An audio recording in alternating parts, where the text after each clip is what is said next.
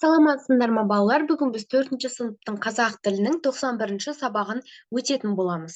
Балалар, біздің арнамызға міндетті түрде бірінші подписация батырмасын басып жазылып алыңдар, себебі біздің арнамыздан қазақ тілінен басқа математика сабақтарын тегін оқып, өздеріңнің үй жұмыстарыңды жасап, түсінбеген тақырыптарыңды қарап, сабақтарыңды жасай аласыңдар балалар. Енді балалар, бүгінгі сабағымызды бастайық. Бүгінгі сабағымыздың тақырыбы құстар туралы не білемін. Жаңа тақырып есімдік. Есімдік қай сөз таптарының орнына жұмсалатынын білемін. Есімдіктерді мәтіннен таба аламын. 32-ші жаттығу. Өлеңді мәнерлеп оқы дейді. Құс емес бір айбарлы, көкек тіптік айдарлы. Ол жыл құсы. Көктемде қар кетіп, жер кепкенде жылы жақтан қайтады. Өз атын тек айтады. Серікбай Оспанов дейді. Енді балалар, бізге астында тапсырмалар берілген, сол тапсырмаларды орындайық. Бірінші қарамен жазылған сөздерге сұрақ қой дейді. Олар көкек және ол сөздері. Одан кейін көкек пен ол сөздері бірдей сұраққа жауап беріп тұрғанына назар аудар дейді. Ол қай сөз табының орнына жұмсалып тұр дейді. Енді балалар, бұл жерде қарамен жазылған сөздер көкек және ол сөздері. Осы сөздерге қандай сұрақ қоямыз? Яғни балалар, көкек сөзіне не деген сұрақ қоямыз, және де ол сөзіне де не деген сұрақ қояды екенбіз, балалар. Енді бұл сөздер бірдей сұраққа жауап беріп тұр екен. Яғни балалар, бұл жерде ол сөзі зат есімнің орнына жұмсалып тұр екен балалар. Енді келесі балалар, мына ережені оқиық. Зат есім, сын есім, сан есімдердің орнына жұмсалатын сөздерді есімдік дейміз дейді. Есімдіктер мен, сен, біз, сіз, ол, өзі, бұл, сол, кім, қанша, қайда, ешкім, әркім, ешқашан, әрқайсысы және тағы да басқа сөздер жатады екен. Яғни есімдіктер дегеніміз зат есім, сын есім, сан есімдердің орнына жұмсалатын сөздер екен балалар. Осы ережені есімізге сақтап, дәптерімізге жазып аламыз. Енді келесі бізде балалар 33-ші жаттығу, жаңылтпашты оқып жатқа жаз дейді. Үйір үйретті, үйірге кім үйретті? Үйір үйретті, үйірге өзім үйреттім. Енді балалар, астында тапсырма бар. Есімдіктерді тауып сұрақ қой, оның қай сөзбен байланысып тұрғанын айт дейді. Енді бірінші балалар, осы жаңылтпашты жаттап алыңдар, одан кейін әдемілеп дәптерлерімізге осылай жазып аламыз. Енді есімдіктерді тауып сұрақ қой дейді. Бұл жерде есімдік өзім сөзі, өзім кім деген сұраққа жауап беріп тұр. Енді оның қай сөзбен байланысып тұрғанын айт дейді. Бұл жерде балалар, үйірге өзім үйреттім. Яғни, үйірге өзім үйреттім дегенде баяндауышпен осылай байланысып тұр екен. Яғни, үйреттім сөзімен байланысып тұр екен. Осылайша сызып байланысын көрсетіп қоямыз балалар. Енді келесі бізде балалар 34-ші жаттығу, берілген есімдіктермен сөйлемдер құрап айт дейді. Әркім, ешкім, ешқашан, ешқандай. Бұл есімдіктердің жазылуын есте сақта дейді балалар.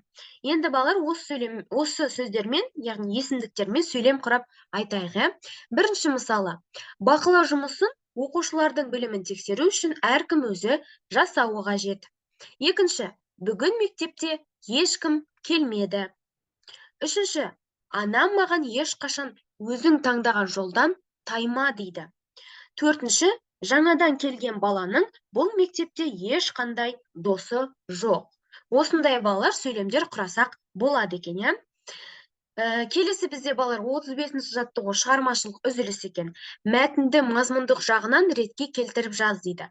Олардың біразын су құстары дейді. Әлемде алуан құстар бар. Себебі олар көбінесе суда өмір сүреді. Су құстары қаз, үйрек, шағала, тағы басқалары. Олардың жүні, қауырсыны майлы болады. Сондықтан оларға су жұқпайды, олар суға батпайды. Мәтінге ат қой дейді, су құстарының суға батпау себебін түсіндір дейді. Енді балалар, бұл мәтінді біз мазмұндық жағынан ретке келтіріп жазуымыз керек екенбіз. Яғни сөйлемдер орындарымен ауысып кеткен екен. Одан кейін балалар, бізге мәтінге ат қою керек, одан кейін су құстарының суға батпау себебін түсіндіруіміз қажет екен балалар. Енді балалар, бұл жерде біз бірінші мәтіннің атын тауып алайық, иә? Мәтінге қандай да бір ат қоюымыз керек қой. Яғни балалар, бұл жерде біз мәтіннің атын бұлай қойсақ болады. Яғни су құстары деп атын қойсақ болады екен. Енді мәтінді мазмұндық жағынан ретке келтіріп жазайық, иә? Әлемде алуан құстар бар. Олардың біразын су құстары дейді. Себебі олар көбінесе суда өмір сүреді. Су құстары қаз, үйрек, шағала, тағы басқалары. Олар суға батпайды. Олардың жүні, қауырсыны майлы болады. Сондықтан оларға су жұқпайды.